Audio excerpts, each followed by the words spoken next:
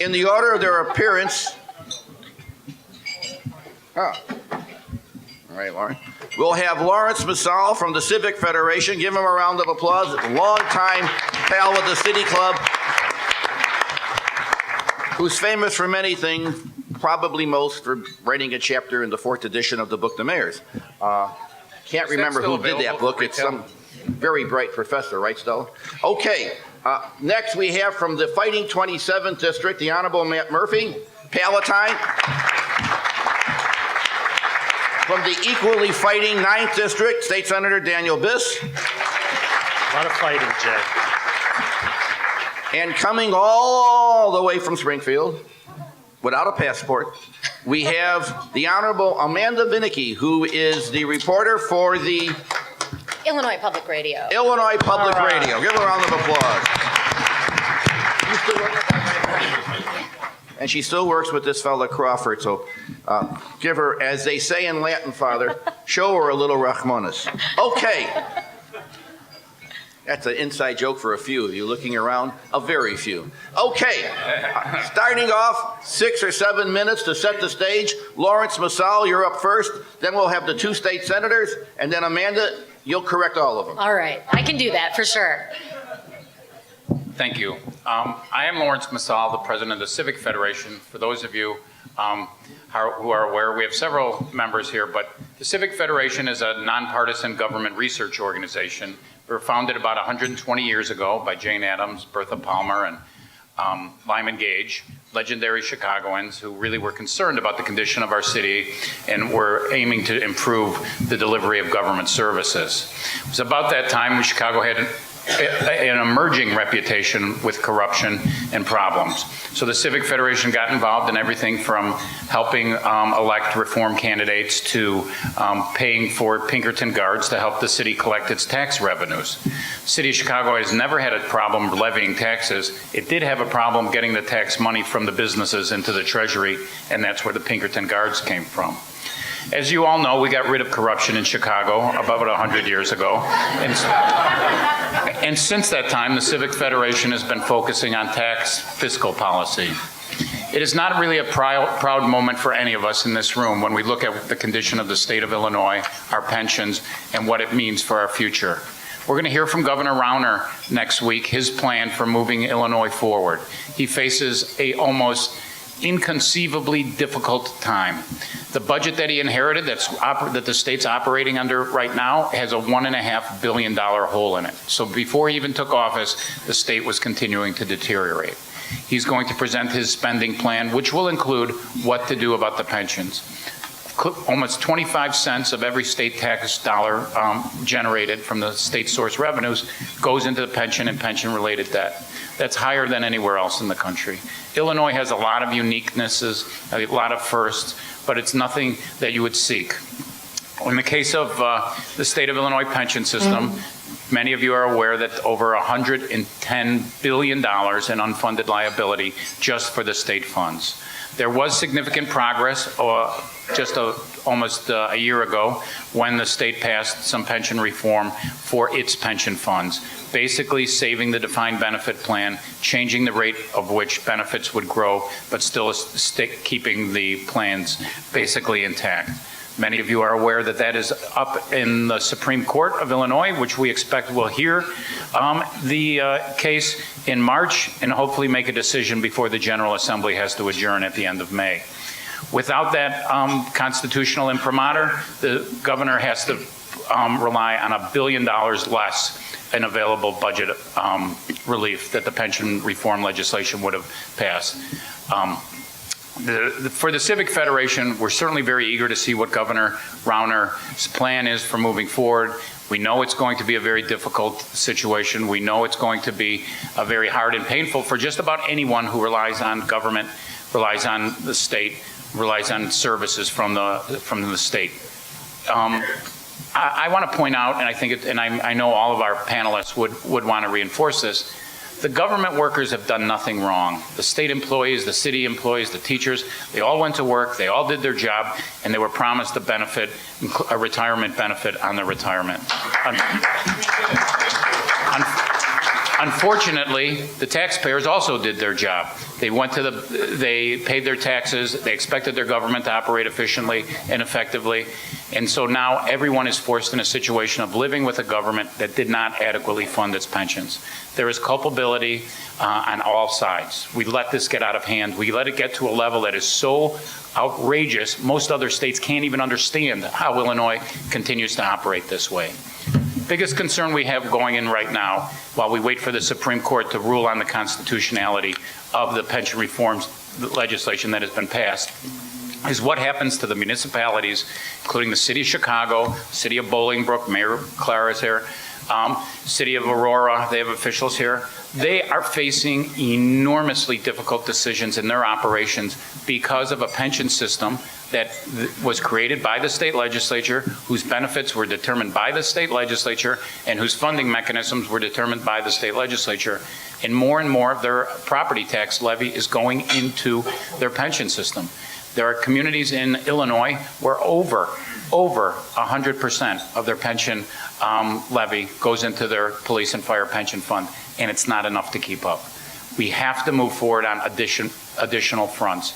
The City of Chicago faces a $600 million increase in its contributions to the pension funds just for police and fire in the coming year. Mayor Emanuel does not have $600 million in his budget for that contribution. He will be in a horrible he will be facing a horrible problem, which is, what does he do? Does he raise taxes by $600 million, basically doubling or tripling the city's property tax levy, or does he try to gut the city operations to make room for that? Because the state of Illinois, which mandates that funding schedule, did not provide any means or additional funding for him. So we're facing a very, and desperate is not too dramatic a word for what we face. And as Father said in his invocation, we desperately need action for the state to move forward. We desperately need to get this monster off the back of everyone who cares about state government and state services. Thank you. Okay, good way to start. Just in case some of you are worried, we do have at the end, at the bar, there'll be small little vials of hemlock. For those of you who, after this, there's no reason, why play on? Matt, you have the lower number for your, no, Dan Biss, you're number 9. Okay, State Senator Dan Biss, 6 or 7 minutes, your take on what has been said and your views. Well, thank you to the City Club and to Paul and Jay for the invitation. It's a pleasure to be back and endure the humiliations of Paul's introductions, which are always dramatic. Can't argue.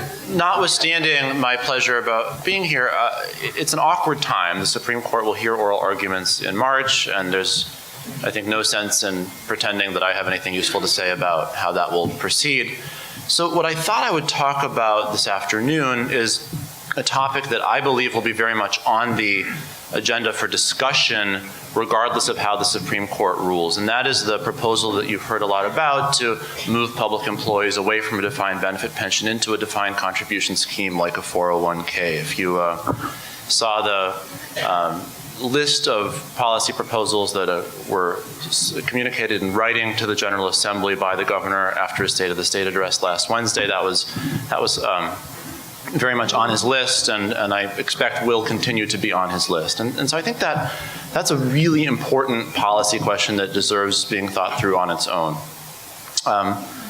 Those who oppose this change, of whom I consider myself one, ordinarily argue by saying, well, look, pardon me, ordinarily argue by saying, look, the majority of public employees in Illinois don't have access to Social Security, and it simply, thank you very much, it simply makes no sense to move a set of people who don't have Social Security into a defined contribution 401k scheme, and so you can't do it without adding the cost of Social Security, and that's certainly true.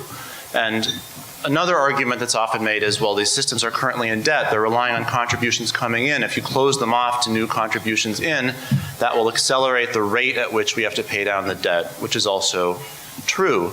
But I think those arguments are not really often well heard by the proponents of these changes, because the view seems to be, this is such an important thing to do that we can somehow overcome those technical concerns. And so what I wanted to do is to instead take on the policy proposal on its merits rather than talk around some of the technical concerns. So what do the proponents of moving public employees into a 401k typically say? Well, the first thing they say is, well, you know, the private sector did this years ago, and so of course the public sector has to as well. And then if you ask my father what he thinks about that, he would say if the private sector were to jump off the Brooklyn Bridge, should the public sector do that as well? And there's no response to that. So then you move on to the second argument, which is that, hey, you know, people are living longer. The systems were designed when people's life expectancy was in the late, you know, high 60s, low 70s. It's just unsustainable at this point. And that word unsustainable is the one that I think demands the most analysis. First of all, under what circumstances might a pension system be unsustainable? It might be unsustainable if you're not willing to make any changes ever. If people live longer and longer and longer and you're never willing to tweak the retirement age, never willing to make any changes to benefit packages on a going forward basis, then that could eventually become unsustainable. That's why Social Security makes changes periodically. It's why defined benefit pensions in the private sector make changes. It's why defined benefit pensions in the public sector have changes made to them, as has happened not only in Illinois but in most states across the country.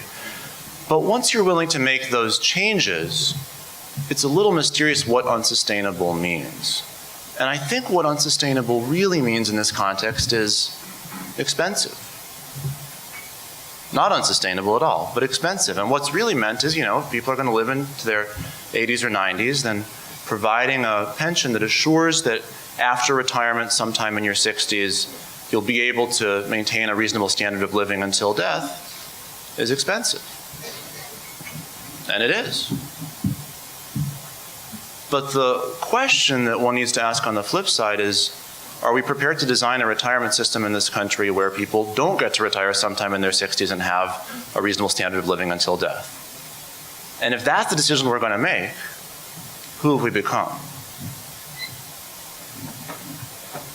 So if the change that's being proposed to a 401k is allowing people to retire sometime in their 60s in dignity is just a bad idea, then I don't think we need to sign ourselves up. If the change is not that, then I think we need to analyze what's happened in the private sector as this change has been made. And here's where we benefit significantly from living in 2015 and not 1985. Because the transition to the 401k in the private sector is well underway, has been ongoing for now around 4 decades. And so we don't need to speculate anymore. We can look and analyze and ask. And the jury is in. It's not always popular to say, but the jury is in. The 401k experiment in the private sector has been a failure. So for instance,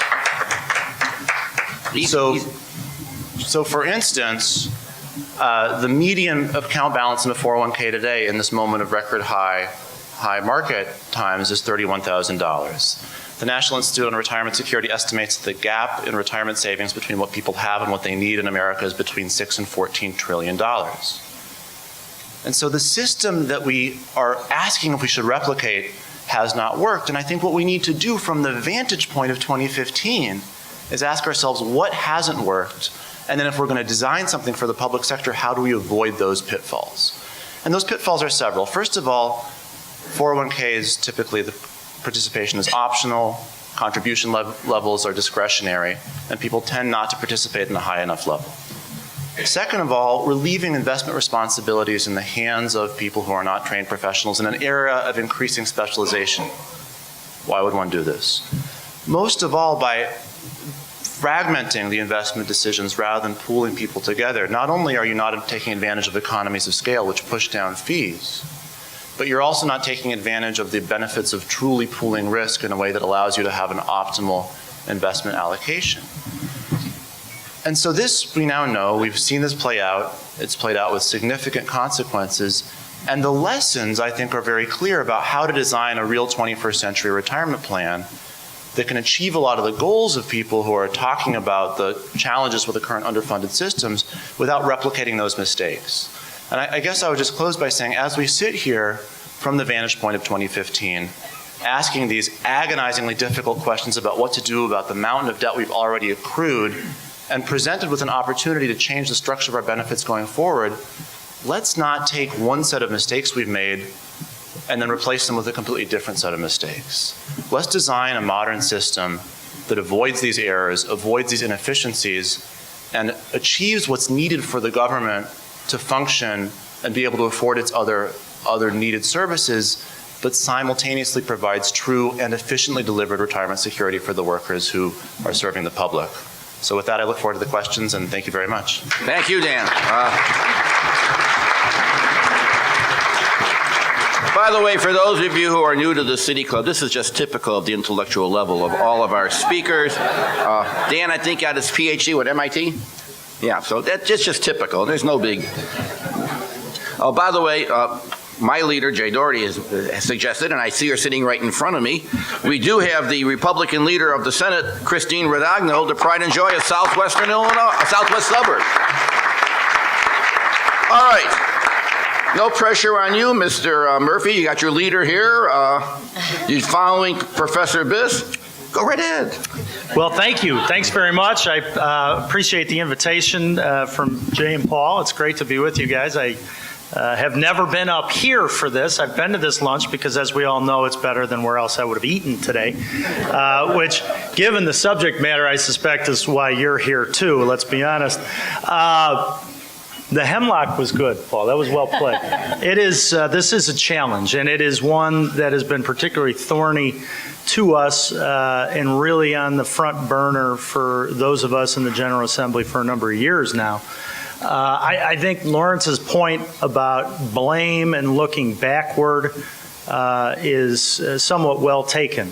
I had a conversation with somebody upstairs, I got here earlier, who is tired of his wife being demonized as a teacher for merely being a public employee. And I think it's important that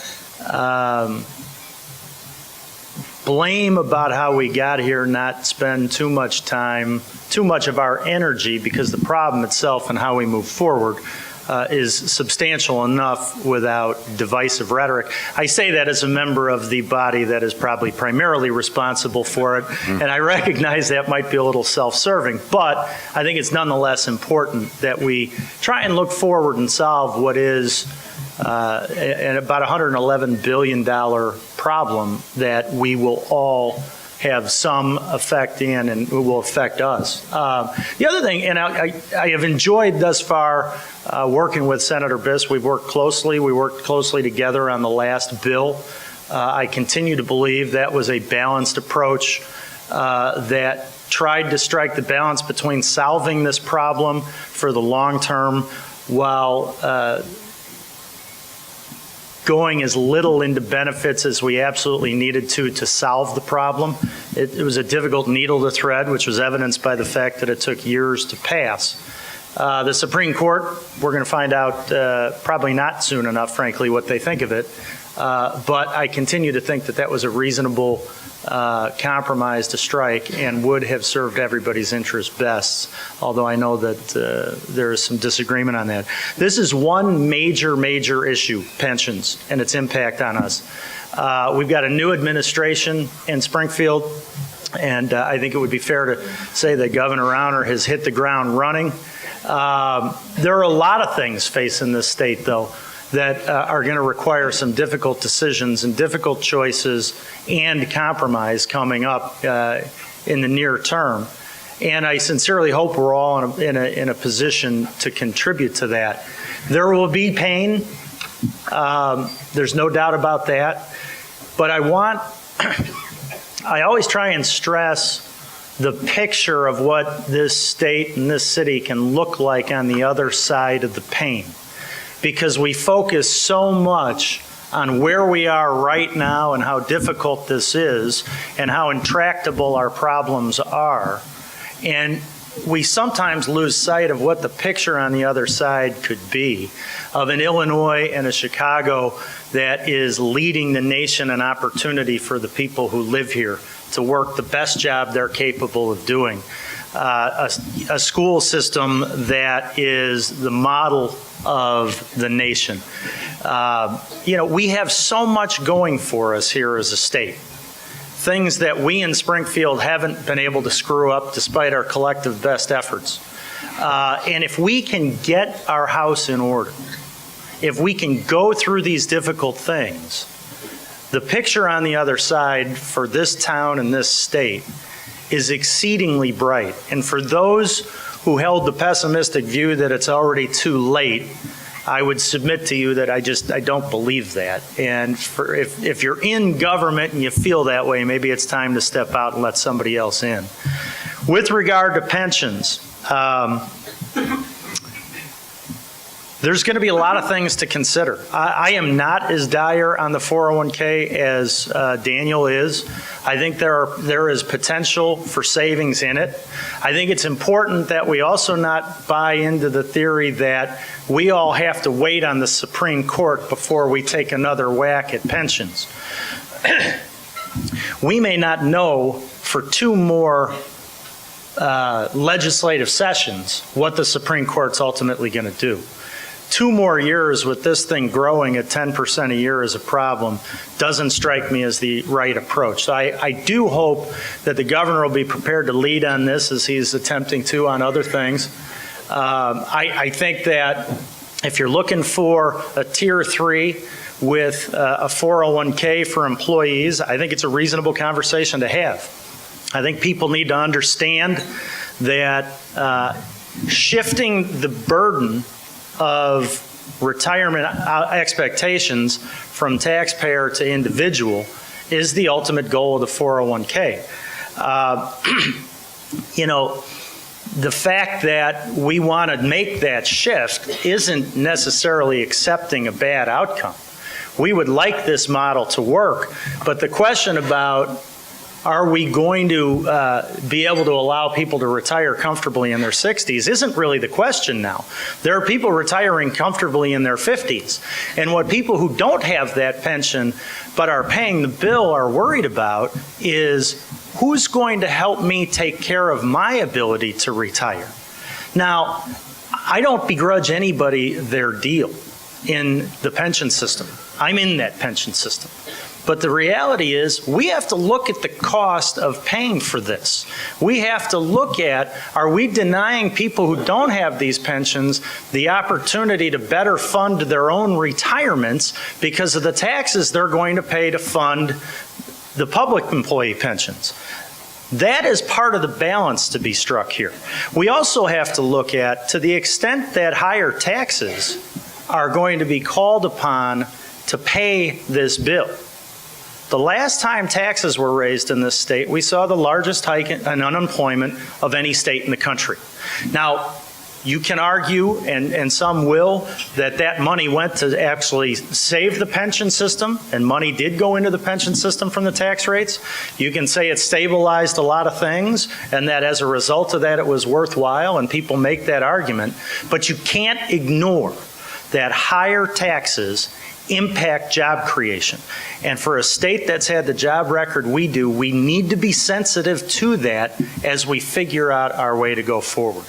I hope we're all open to whatever ideas are out there. I also hope that we all, whether it's supporting a 401k or opposing a 401k, are willing to look at data and consider information and not cling unnecessarily to our own ideological predispositions.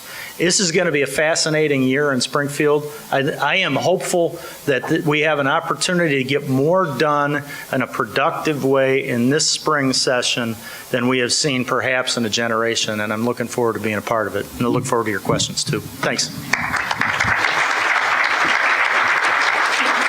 Okay, Amanda, bring us all together. You come from the belly of the beast. You're the one. You're down there. Go right ahead. All right. Well, first of all, hello, and bear with me. This is odd because normally this is the sort of event that I would be live tweeting instead of up here on the panel. So that's a bit odd, number one. Number two, you may be wondering, why am I sitting at this table with 2 of the legislators that were on the conference committee that developed what eventually led to the massive pension overhaul and the leader of one of the state's foremost research institutes that has spent years looking at the pension issue. So that's a very good question, and I have just about as good of an answer to that as I do to the question of what the Supreme Court will do with Senate Bill 1. And the answer to both of those is that I have no clue. So, Glad go to with have me. you here, There we Amanda. go. There you go. Just kidding, though. No, just kidding. As somebody who has been following this for a decade, that's what I hope to do, is maybe be able to cut through some of this very complicated stuff and tell it like it is, in perhaps ways that elected officials may be unable, and also to give firsthand observations as somebody who has been following this for the better part of a decade now. And take a moment and think about how much in that time the pension discourse had changed. I know when I first started covering this, pension committee hearings were held in 122B. It's this like small little nook of a pretend to be room that is off of the State House chapel. And so needless to say, it was not a popular place to be. It wasn't crowded. I remember covering also a committee meeting with then House Republican leader Tom Cross and the Commercial Club's Ty Fainer. And this was before I put even my stories on the web. So I couldn't even go back if I wanted to see what I wrote at that time. It was that long ago. But I'm guessing that it had a phrase somewhere along the lines of an exercise in legislative futility or something like that. Because at that point, it just pensions were a confusing word, and it didn't get a whole ton of interest. It was a problem, but it just hadn't caught on. And now look, and obviously pensions are everywhere. I am guessing that this is one of many pension panels that have been held in this very room previously, and there are going to be plenty more to come. Pensions are the subject of editorials, they're on billboards, there are groups that are devoted solely to this. You know, for a time, even when Senate Bill 1 was in its formation and kind of the year leading up to that, my editor had thought about literally making pensions my entire beat, like leave the rest of the General Assembly stuff aside. And that was at a point when we had 2 people covering state government, and they wanted to devote 1 just to pensions, because particularly in Springfield, where you have so many state workers, it's seen as that big of a deal. And also think about the change in terms of there were so many sweetheart deals once upon a time being thrown out right and left to a lot of people who, for whatever way, had curried favor with legislators and were able to be slipped into a bill. And it's a lot of that that has made a bad name for pensions. And when people say, well, gosh, they're exorbitant in Illinois, there are some cases of that, and those are a lot of those sweetheart deals. That doesn't really happen anymore. Every pension measure is given a very high level of scrutiny by the media and by legislators themselves. And I say that because, as I kind of was noting before there, this is not a fun issue. I mean, in Illinois, we have medical marijuana, same-sex marriage, even the income tax. These are issues that you could consider, like, quote-unquote, sexy from a news perspective if you're going to be government and dorky about it, like I prefer to be. But actuarial estimates do not reach that level. And yet we, again, are so very focused on pensions, and you have to be at $111 billion of unfunded liability. I looked it up on, Forbes, and just putting it in perspective, because I think that is helpful. I guess the Chicago Cubs are worth $1 billion or so. So I'm a White Sox fan. Seems a little overvalued to me, but we could buy more than 100 billion of these Cubs teams. They have every NFL team 3 times over is worth $100 billion. $323 tax rate rebate to every U.S. citizen, not just residents of Illinois. That's how big we're talking. So anyway, big pensions, and it clearly shows no signs of fading, particularly if the Supreme Court does find the pension law to be unconstitutional. And I know that the prevailing wisdom right now is that that's what's going to happen. And people particularly look to the Minerva decision that said that healthcare benefits are part of the guarantee as reason why they think that the Supreme Court justices in Illinois will toss Senate Bill 1 out. And there's also a good reason for that. Obviously, you read that pension clause, it's short, it's sweet, it's to the point. And I think you could also, despite legislators' attempts to put this, prelude to the law justifying what they needed to do, that you could very well make the argument that not everything has been done to come to the rescue of pensions at this point. For example, the 2011 tax increase was rolled back. If it was, if legislators were going to do more, they could have raised rates higher, they could have kept it going on. Regardless, could have. There you go. Hey, is that your dad? Could have. Is that your dad? But All right, go ahead. It's Daniel's dad. Dan. All right. Not my dad. Amanda, I don't want to impair or diminish your ability to finish. Thank you. Hurry up. All right. Not my dad. Could be. Point being that you look at what the U.S. Supreme Court did with the Affordable Care Act, and I think that shows that you really never can predict what justices will do. So it's way too early to make that prediction. So let's say, for the sake of argument, though, that the court does toss Senate Bill 1.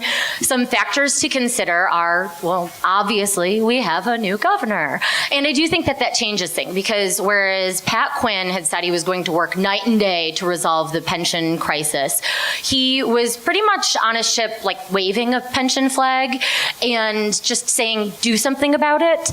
And he never put forth a plan. He never had a proposal. There was never any legislation. I don't expect that we're going to get that out of Bruce Rauner. Whereas candidate Rauner had very kind of vacuous policies. Now that he has become governor, he has gotten quite specific in certain instances. And we don't know yet what that means for pensions, but I would venture that when he is good and ready, he will put forth a very specific proposal. His turnaround plan that he has put out, those 2 pages that Senator Biss referred to earlier, did give us some indications. And so just to quickly go through those, he calls for protecting the accrued benefits for retirees and current workers. So keep what you have. He just wants to move it going forward. And there are, of course, constitutional questions with that as well. And then he says moving workers into either Tier 2 and or a 401k style plan. And then he has this exception for police and firefighters, but we don't know what that means. And then he also calls for a, quote, permanent pension relief through a constitutional amendment. And there's no indication as to what that will be. During one of the gubernatorial debates, I had asked both he and Governor Quinn, what do you think about the constitutional amendment? Do you need to get rid of Article 13, Section 5, so that you can be freed from the shackles the Constitution gives right now in terms of changing benefits? And at that point, he said that it was a good guarantee. So what exactly he means by constitutional amendment leaves a whole lot of questions. And so clearly there is a lot to look there. I think the Speaker has put forth his cost shift proposal previously. There may be a return to that. I think that will be a very hard sell when you have Governor Rauner wanting to proclaim himself the education governor, and he also has talked about a property tax freeze. Shifting pension costs onto school districts would be very difficult if he wants to continue that.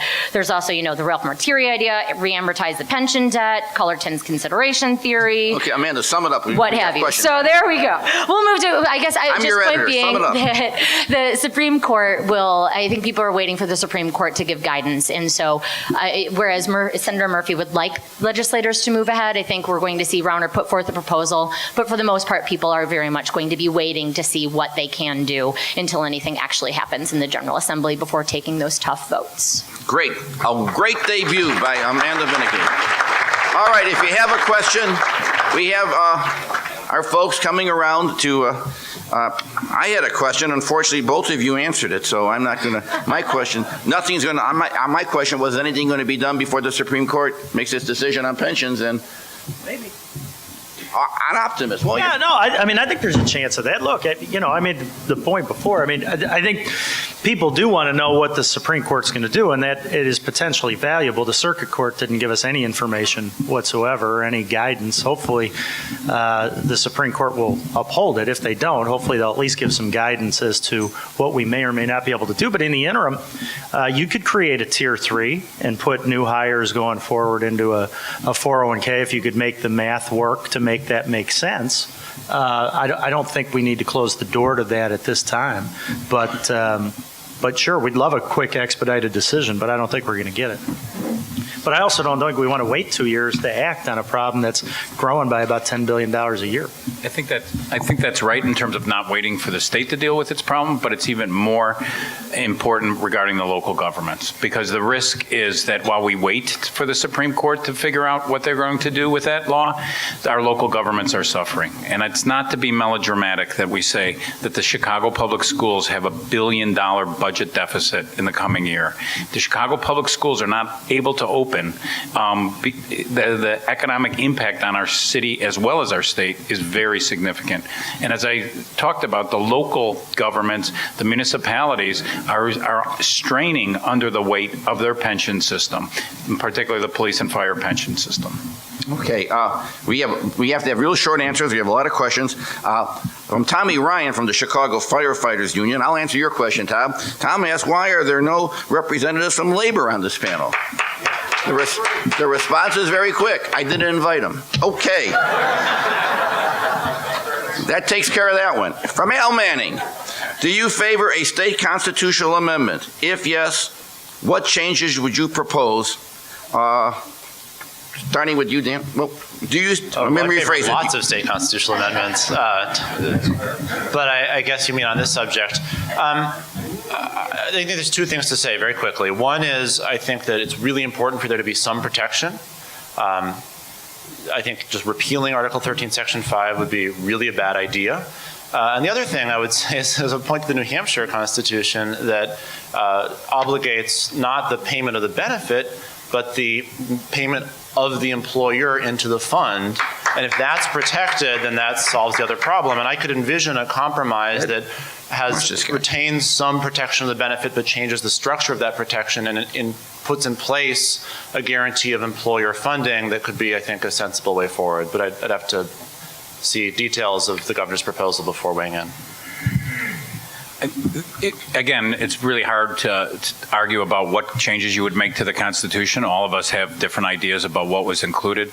Having talked to some of the participants in 1970, now they're a little bit older, but they still can't remember what they were really focusing on, most of them, in terms of the pension clause, in terms of what they were trying to protect. The best description that we heard is prior to 1970, pensions were viewed as a gratuity, and so that the Constitutional Convention was aimed at raising that protection from being a gratuity that could be taken away, that the government could fund or not fund, and make it into the right of a contract. But even a contract, whether it's the federal Constitution or the state Constitution, there are limits to it. The Constitution doesn't stand on one section. It has to be read in its entirety. So we remain hopeful, and that the Supreme Court is going to look at what the implications are, both for what the General Assembly tried. There's a presumption that it's constitutional what the General Assembly does. To meet that burden, you have to show that it was clearly unconstitutional. And then when you look at what the balancing test that the federal government requires, the federal Supreme Court requires when deciding the constitutionality of a contract protection, that could be applied. So I, like everyone else on this panel, does not know what the state elected Supreme Court justices will do, but I take a lot of comfort in the fact that Mike Madigan told us that 4 of the 7 would agree with him as the pension provisions. Not to correct you, Laurence, but it would have to be at least 5. No, 4. That's the trouble, Ed. They don't. Think about it. We'll explain it later. You don't think the Supreme Court has structured roll call votes? All right. They might. Chris, help them out here. Okay, moving on. All right. By the way, you're right. In 1970, I interviewed one of the guys. It was a non-issue. It was just, they don't even remember it. They just don't remember. It was just next item. Okay, this is from Brent Engel.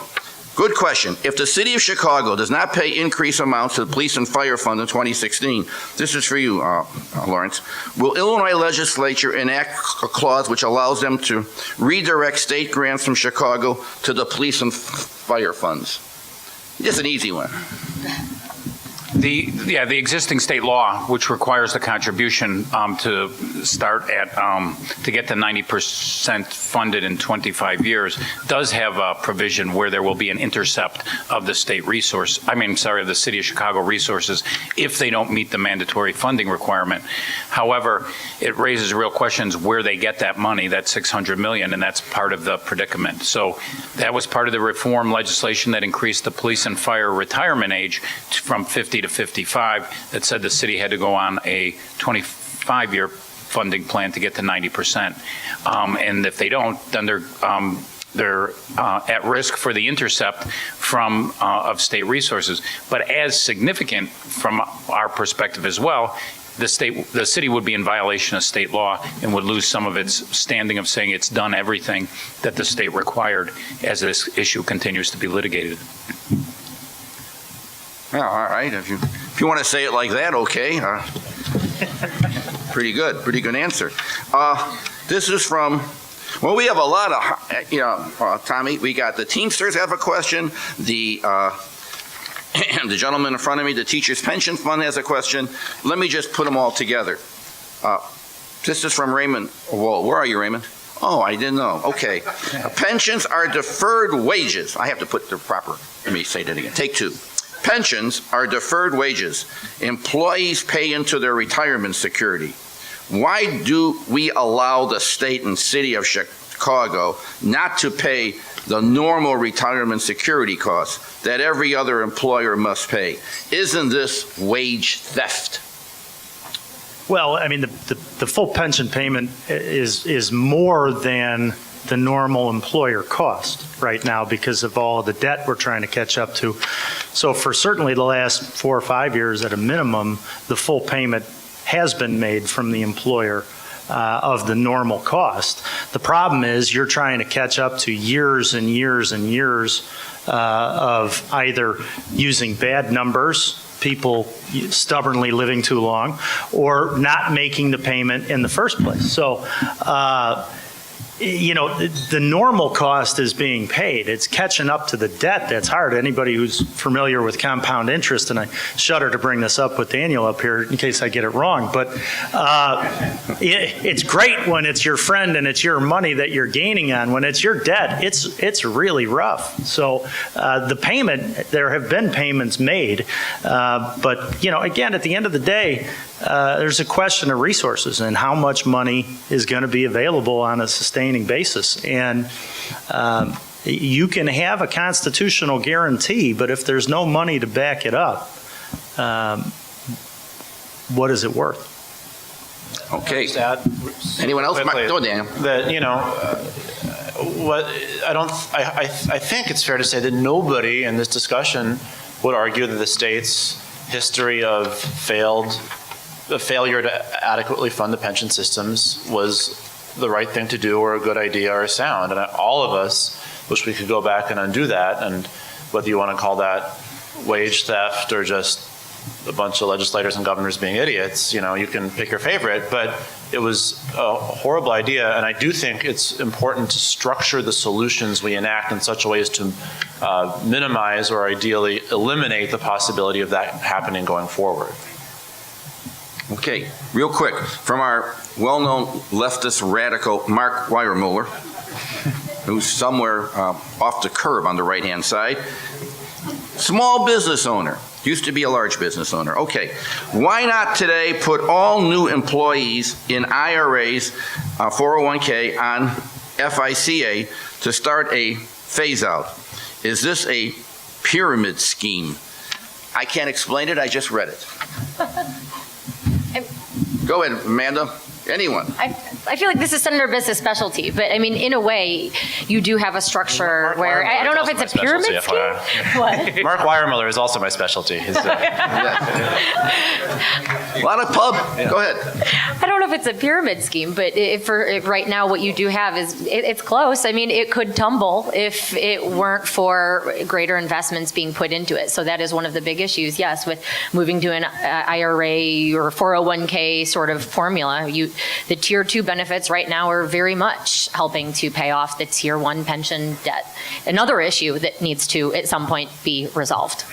Dan, you want to jump in? And I tried to address this in my initial comments. I think that we need to design a system that maximizes the odds of, while being affordable, also providing retirement security for workers. And I think the existing system that exists in most of the private sector is currently not working well. And so replicating it seems to me to be foolish. And a crisis like the one we have is an opportunity to do better than that, not to replicate those mistakes.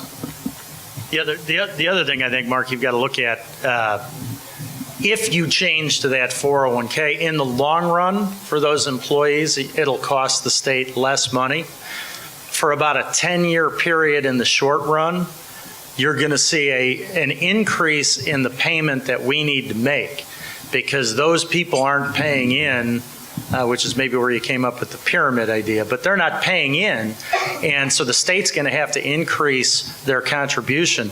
It is not an insignificant amount of money over the next decade to 12 years that we will see as a cash flow hit. So you either have to decide you're going to, it would probably cost about the equivalent of 1 percentage point of a tax increase above and beyond whatever else is done, just for that, or maybe you bond that out over 10 to 12 years and pay it off over a longer period of time to make it affordable. But people need to understand that 401k transition costs you money early on. It may save you in the long run, but you need more cash flow to do it up front. And it doesn't erase the unfunded liability, so you still have all of that. And one last point about the alleged long-term savings. Right now, according to the actuaries, Tier 2, as Amanda alluded to, has a negative cost. So if you were to replace the current Tier 2 benefit for new employees with something where the state is making a 6.2% FICA contribution, that does not save money unless, of course, the actuaries turn out to be dramatically wrong because people live 20 years longer than we're currently expecting, which would be a dramatic change in medical technology. Okay, we have one more question, though. Now I have to reveal that I have the answer to all this. We have to elect the mayor's brother, Ezekiel Emanuel, as governor of the state of Illinois. You get to 75, we have no problem with you. Now granted, guys who are 74 may have slight objection, but it's kind of a clear-cut way to get rid of all this, isn't it? Clear cut. Right, Mark? It's no problem. Okay, here we go. This is a very good question. I think all of you should jump in for a second because I think this will be a good way to end. I'm sorry we just running out of time, and we always try and stay on time. Ken Porello from Deloitte. Are there any states, and a City Club member, are there any states you look at as that indicates for what might happen in Illinois? For example, I understand there are similarities in Rhode Island to Illinois, albeit on a smaller scale. Who wants to? Any of you guys from Rhode Island? No. Rhode Island is getting a lot of attention, right? Their state treasurer, who's now their governor, I believe, led a charge, a campaign, a citizens-oriented campaign to address their pension crisis. There are a lot of similarities between Rhode Island and Illinois, but it's been challenged. The pension reform changes, all of the pension reform changes that were in Senate Bill 1 that are being reviewed by the Supreme Court have been implemented in some form in other states. Rhode Island has taken the unique defense is they're going to have it decided by a jury trial for the constitutionality of their changes. And it remains really unclear how that is going to go, but it will be a citizens jury trial. Good for you, man. Most other states don't do some of the things that Illinois does. Most other states fund their pensions at least those that are well-funded, according to what the actuaries say is the cost of the program. Most other states don't automatically increase your benefit 3% compounded every year, regardless of inflation. They usually have a COLA, which is one of the things that Senate Bill 1 was aimed at changing. So when I talk to my colleagues in other states and other communities, the thing that gave me a lot of fear several years ago was the recognition that most people didn't think Illinois would be able to solve its pension problem, that Illinois would actually fail. And when you look at a credit rating that's the worst in the country, when you look at the city of Chicago, whose credit rating is the lowest of any major city except for Detroit, which is already in bankruptcy, it should give all of us pause about how serious the situation is. Anyone else? Dan? I guess I'll just say the same thing in a different way because you're all eager to leave and so I'm sure want a recapitulation. Yes, of course we look at other states. Yes, there's a lot to learn, but the reason that we're here and the reason that this phenomenon Amanda described of all this interest in this issue in Illinois is that we do have a problem whose magnitude is unlike other states, without exception, actually.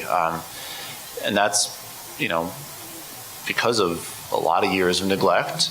But it means that when people talk about other states from one point of view or another as a poster child for how to fix these problems, it's likely that the numerical size of what they were dealing with was not as great as what we're dealing with. And so we have to, I think, be cognizant of that as we evaluate potential solutions and gird ourselves for what it's going to take to find our way out of this. And we have a different and more definite state constitutional clause as well.